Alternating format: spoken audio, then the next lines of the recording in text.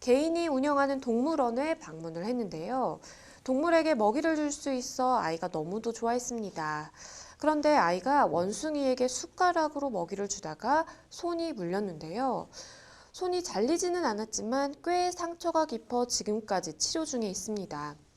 이후 제가 동물원 측에 치료비를 요구하니 본인들은 주의를 당부했다면서 잘못이 없다는 입장을 보이며 치료비를 하나도 지급해주지 않고 있는데요.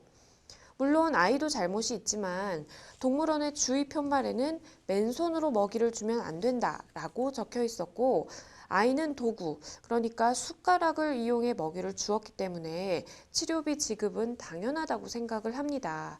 법적으로 해결하고 싶은데 도와주세요.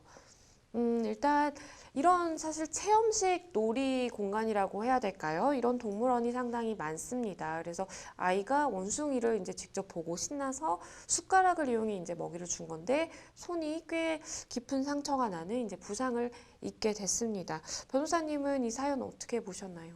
예, 정말 안타까운 사연입니다. 동물원 측에서 분명하게 잘못이 있는 것 같은데 책임은 질 수 없다. 이렇게 하니까 너무 당황한 게 될 수밖에 없는 사연이라고 생각합니다. 그렇죠. 사실 부모님의 입장에서도 아니 맨손으로 먹이 주지 말라 그래서 분명히 숟가락을 이용해서 도구를 이용해서 줬는데 치료비를 하나도 줄 수가 없다라고 주장을 하니 참 마음이 답답하실 것 같은데요. 일단은 동물원 측이 이렇게 뭔가 사납거나 아니면 뭐 아이의 손을 충분히 물 수 있는 그런 상황에 이제 동물이 있다면 그러면 이에 대한 주의라든지 아니면 경고 문구를 이제 뭐 메시지를 전달을 해야 될 텐데 어떻게 알려줘야 되는 걸까요? 이게 뭐 법적으로 딱 정해져 있는 것은 아니겠지만 대부분 어떻게 운영이 되고 있을까요? 예, 이거 법적으로 어떻게 해야 된다 이렇게 정해진 건 아니지만은 보통 동물원에 가면은 표지판 이렇게 경고 문구를 하는 경우도 있고 그 네. 다음에 또 안내 방송을 스피커를 통해서 안내 방송을 하는 경우도 있습니다. 네네.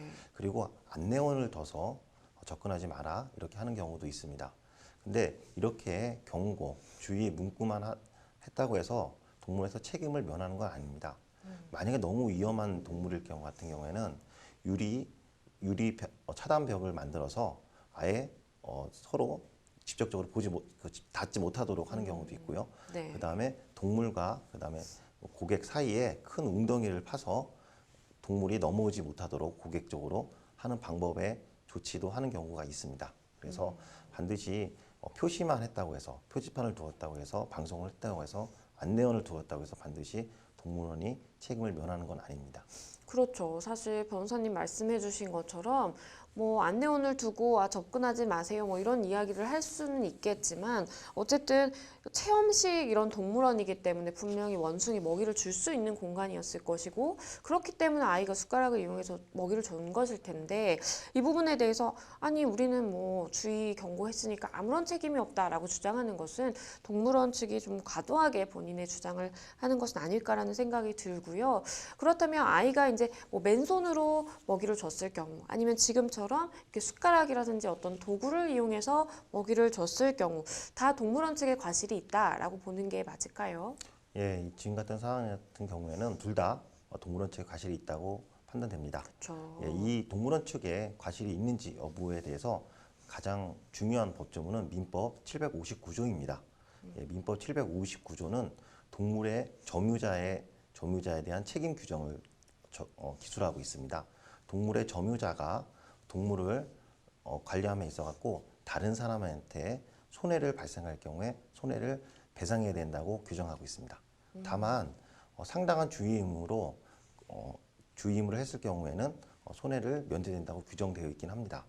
그런데 이 사안 같은 경우에 아이가 숟가락을 줬습니다. 근데 표지판은 맨손으로 주지 말았게 되어 있죠. 네. 그렇기 때문에 맨손으로만 주지 말라고 표지판 되어 있기 때문에 동물원 측은 그거에 대해서 손해배상 책임을 면할 수가 없습니다.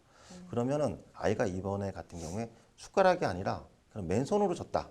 그래 그 표지판대로 맨손으로 줬을 때도 맨손으로 줬을 경우에 책임을 면제되느냐 또 이런 고민이 또 있을 수 있잖아요. 네, 그렇죠. 아까 전에 말씀드린 것처럼 고지 의무, 경고, 고지 의무, 주의 의무 그렇게 표지판으로 했다 하더라도 이 동물의 위험성상 성질상 충분하게 아이한테 덤벼들 수 있고 아이가 뛰어들 수 있다고 한다고 하면은 이런 고지 의무만으로는 불충분하고 아예 접근을 못하도록 차단 벽을 설치하는 것이 필요했기 때문에 이 상황 같은 경우에는 설사 아이가 맨손을 졌다 하더라도 손해배상 책임을 면하기 어렵습니다. 아이가 맨손으로 동물에게 먹이를 건넸든 아니면 도구인 뭐 숟가락을 이용해서 먹이를 건넸든 어쨌든 동물원 측의 책임은 있을 것이다라는 말씀을 해주신 건데요. 그렇다면 고객에게도 어떠한 책임을 지을 수 있는 여지가 있을까요? 예, 고객에게도 책임이 좀 있을 수 있습니다.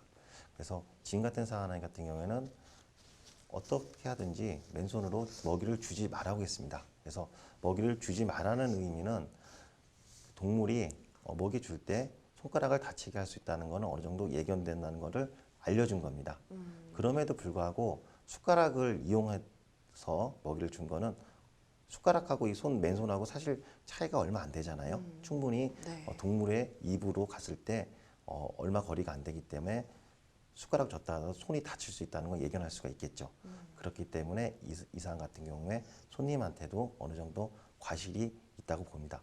그렇지만 과실이 있다고 하더라도 손님이 동물원 측에 손해배상을 청구 못한다는 의미는 아닙니다.